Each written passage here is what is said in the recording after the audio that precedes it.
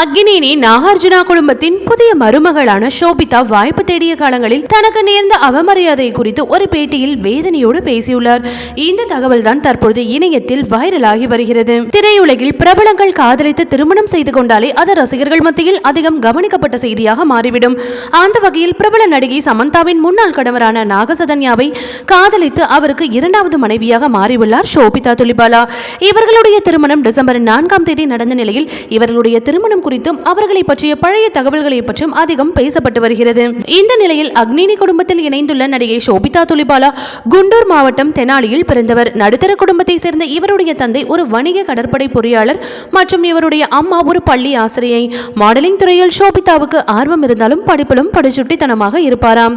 விசாகப்பட்டினத்தில் தனது பள்ளி படிப்பை முடித்த ஷோபிதா கார்ப்பரேட் சட்டத்தில் இளங்கலை பட்ட படிப்பை முடித்த பின்னர் மும்பை பல்கலைக்கழகத்தில் HR பிசினஸ் மற்றும் எக்கனாமிக்ஸ் படிப்பை முடித்துள்ளார். மேலும் சிறு வயதிலிருந்தே நடனத்தில் இவருக்கு ஆர்வம் இருந்ததால் பரதநாட்டியம் மற்றும் குச்சிப்புடியும் கற்றுள்ளார். 2010 கடற்படை அழகி போட்டியில் கலந்து கொண்டு கடற்படை ராணியாக தேர்ந்தெடுக்கப்பட்டார். இதுவே இவர் மாடலிங் துறையை தேர்வு செய்ய காரணமாக அமைந்த நிலையில் மும்பைக்கு வந்து மாடலிங்கில் கவனம் செலுத்திக் கொண்டே பட வாய்ப்புகளையும் தேட துவங்கினார். ராமன் ராகவ் 2.0 படத்தின் மூலம் பாலிவுட் நடிகையாக மாறினார். அடுத்தடுத்து தெலுங்கு, தமிழ் மொழிகளிலும் நடிக்க வாய்ப்பு கிடைத்தது.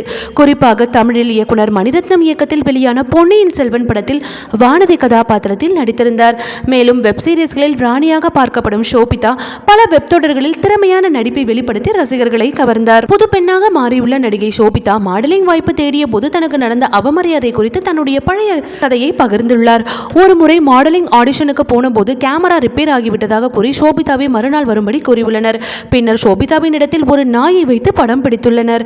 ஆனால் ஷோபிதா ஹீரோயினாக மாறிய பின்னர் அதே விளம்பரத்திற்காக ஐஸ்வர்யா ராயுடன் நடித்ததாக தெரிவித்துள்ளார். இது குறித்து உருக்கமாக பேசிய ஷோபிதா வாய்ப்பு கொடுக்காமல் இருந்தால் கூட இதை நான் பெரிதாக எடுத்திருக்க மாட்டேன்.